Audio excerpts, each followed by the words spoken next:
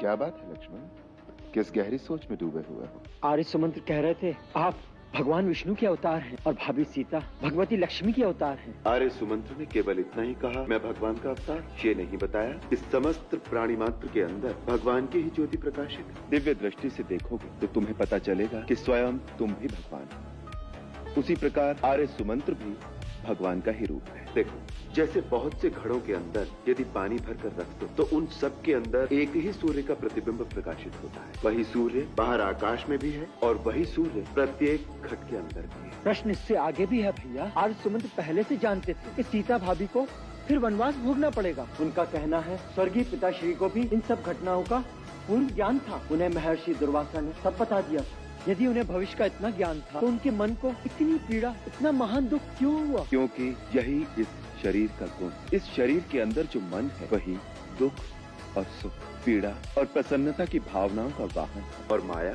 हर प्राणी की परीक्षा उसी मन के द्वारा लेती है। भविष्य का ज्ञान होना या न होना कोई बड़े महत्व की बात नहीं है। योग की साधना से कोई भी प्राणी त्रिकालदर्शी हो सकता है। मैं तो समझता हूँ भविष्य का ज्ञान होना बहुत महत्वपूर्ण बात है। आगे क्या होना है यह जानने की लालसा तो सब में होती है। प्राणी के लिए इतनी बड़ी बात महत्व की नहीं होगी तो फिर कौन सी बात बड़े महत्व की होगी? सबसे बड़े महत्व की बात है कि दुख और सुख के समय प्राणी कैसा व्यवहार करता है। वो भावना की चोट सहकर भी अपने धर्म, अपने कर्तव्य पर स्थिर रहता है कि नहीं। इसलिए मैं भविष्य के ज्ञान को कोई महत्व नहीं देता। देखो लक्ष्मण, होनी तो होगी ही, परंतु उसका सामना प्राणी किस प्रकार करता है यही महत्वपूर्ण बात है। पिताश्री को भविष्य का ज्ञान था, इसमें उनकी महानता नहीं है, परंतु सब कुछ जानते हुए भी उन्होंने अपना धर्म का पथ नहीं छोड़ा, अपने प्राण त्याग दिए, परंतु अपना वचन भंग नहीं किया, यही उनकी महानता थी। सीता को देखो, यदि दुर्वासा के कथनानुसार वो लक्ष्मी का अवतार है तो उसमें होनी के घटना चक्र को बदलने की शक्ति भी थी, परंतु उसने मर्यादा के आदर्श का ही पालन किया। ये सब कुछ त्याग करते हुए उसे